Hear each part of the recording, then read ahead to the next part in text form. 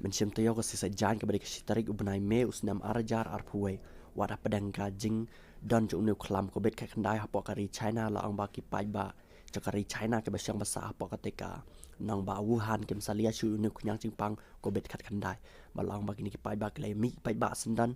hadu kumba khat we hajar tam wan ban sakhi lene wan jungok kai cakatika strawberry music festival kalaba Pynlong hapok ketika nang ba wuhan padang ne pila ban iru baba bun ki paidbah Kim dang watangnya kamasru bagi lawan baca pok katai music festival kepala long hapok katai nang ba wuhan.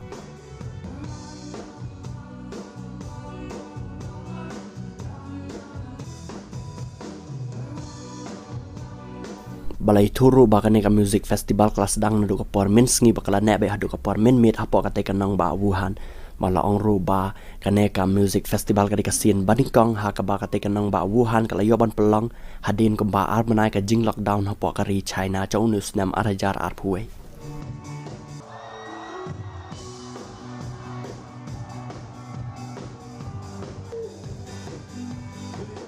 Hendrai yang mentak kaneka khlem kobid kat kendai kala duna hapok kari China balong ru bau new kunyang cingpang kobid kat kendai sedang napok katai nang ba wuhan hi haus nam arja kendai ubnai Desember balong ba tat do mentak kaneka khlem kobid kat kendai kampat ja ba wat hadu mentak kari India jongi ka daisnan kari ka baningkang ban mat ne ba bun do tam ki bre ba yoi kaneka cingpang kobid kat kendai. 今天这场音乐节，说实话有点来之不易，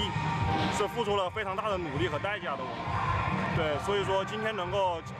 到现场来看，心情还是非常激动的。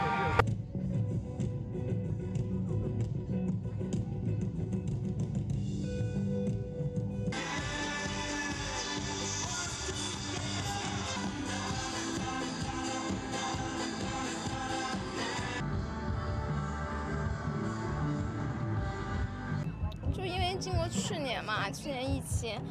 发生了好多事，然后，因为这个音乐节是这几年每年都有的，然后就。